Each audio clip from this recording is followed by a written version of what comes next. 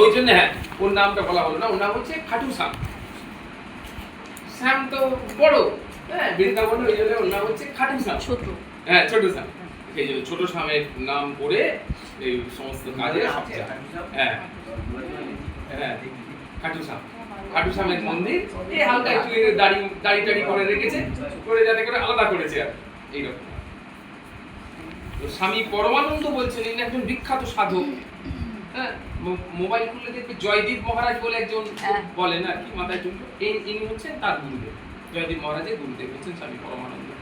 তিনি বলছেন আত্মবিস্মৃতি হচ্ছে বন্ধন আর জ্ঞানেই মুক্তি। যখন আমরা নিজেদেরকে ভুলে যাব, আমরা কে, হু অ্যাম আই, কোথা থেকে এসেছি, কেন এসেছি, কি করতে এসেছি আর কি করছি, এটা যদি ভুলে যাই তখনই আমাদেরকে বন্ধনে ফেলে দেবে মায়া। যে কেন আমরা পৃথিবীতে এলাম, আমাদের উৎসটা কোথায়, ভগবানের সাথে আমাদের সম্পর্ক কি, এগুলি যখন ভুলে যাব তখনই আমাদের মায়া বন্ধনে ফেলে দেবে। আর জ্ঞান যখন হবে, জানতে পারবো, তখনই আমাদের মুক্তি। তাই বোঝা যাচ্ছে। এবার আসল লোক হচ্ছে হিতপ্রেমানন্দজি মহারাজ বলছেন জ্ঞান লাভে বাধা প্রসঙ্গে।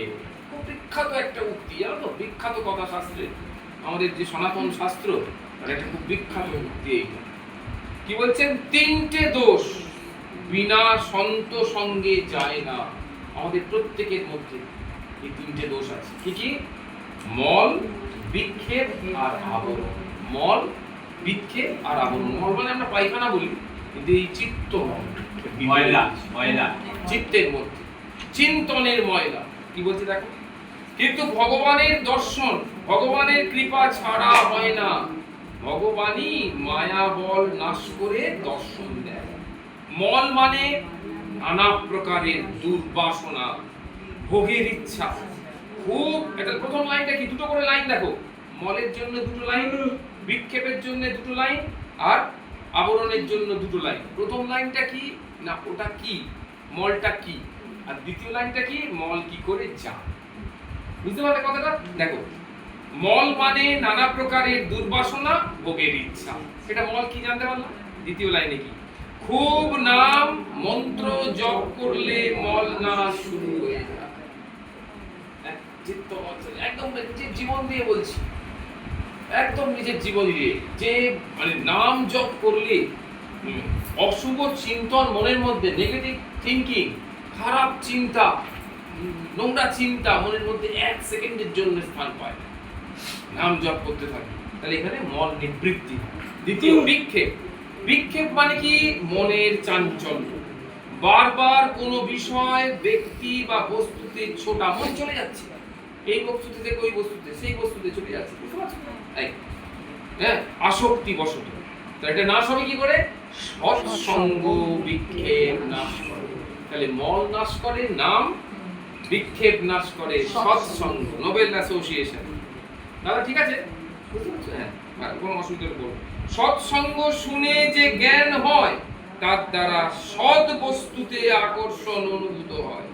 সেই জ্ঞানের দ্বারা মনকে টেনে পরম লক্ষ্য বস্তুতে লাগানো। এটা অপূর্ব কথা। কথা তো নয়, মানে সাক্ষাৎ আমরা কৃষ্ণকে, আমি ব্যক্তিগতভাবে তো কৃষ্ণকে শুধু ভাব দর্শনে দেখেছি ছোটবেলা থেকে, আর এই মানুষটাকে এখন দেখছি, আমার মনে হচ্ছে চোখের সামনে কৃষ্ণের সাথে কথা বলছি। এই কথাগুলো আমি ভগবানের সঙ্গে একদম ভগবানের কাছ থেকে যারা জেনেছি এইগুলো, সেইগুলোই ওনার মুখ থেকে এখন প্রত্যক্ষ রূপে শুনছি। কি সুন্দর কথা দেখো, কি বলছে, যে সৎসঙ্গ শুনে যে জ্ঞান হয়, এই যে আমরা সৎসঙ্গ করছি, তার থেকে যে জ্ঞানটা হলো, তার দ্বারা সৎ বস্তুতে মানে ভগবানের আকর্ষণ অনুভূত হয়, টান হচ্ছে।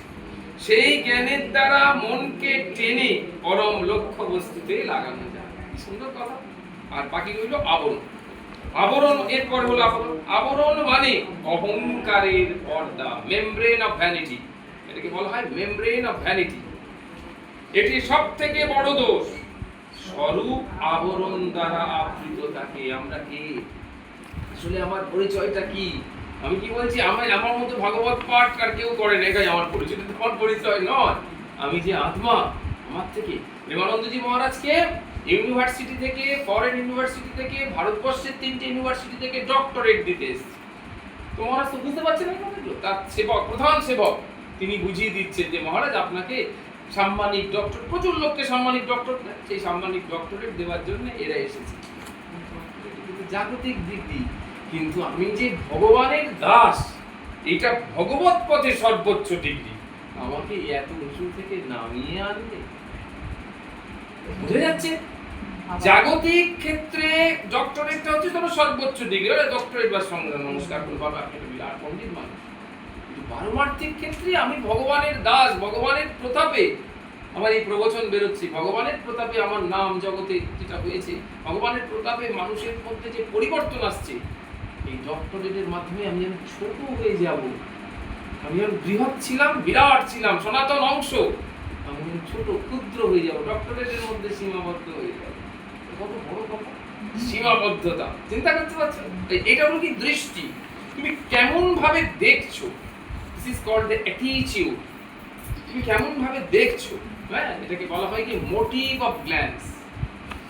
আমরা এই শব্দগুলো ব্যবহার করি না, হ্যাঁ, আমরা বলি দৃষ্টিভঙ্গি। ভঙ্গি মানে কি?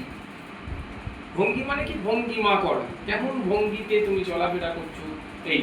তাহলে দৃষ্টিভঙ্গি মানে ইংরেজিতে বলছে অ্যাটিটিউড। এই অ্যাটিটিউড মানে কি? এর ক্ল্যারিটি কি? ক্ল্যারিফিকেশন করলে কি দাঁড়ায়? দাঁড়ায় হচ্ছে কি যে অ্যাঙ্গেল অফ ভিশন।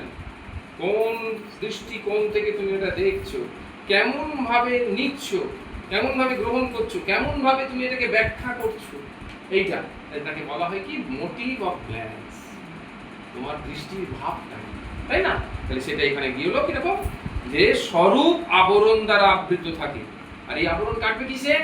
আবরণ মহাপুরুষের কৃপায় নাশ হয়। যখন আমরা কোনো মহাপুরুষের আজ্ঞায় থাকি মানে তার সৎ উপদেশের আন্ডারে থাকি, হ্যাঁ, তার আজ্ঞা অনুসারে চলি, তার কৃপায় অহংকার নাশ হয়। আর এই তিনটে নাশ হলে ভজনে সুখ, ভজনানন্দ, দিব্য ভাব আসে না। যদি তিনটে নাশ না হয়, কখনো এই ভজনে সুখ আসবে না, ভজনানন্দ পাওয়া যাবে না, দিব্য ভাব আমাদের মধ্যে আসবে। বোঝা গেল?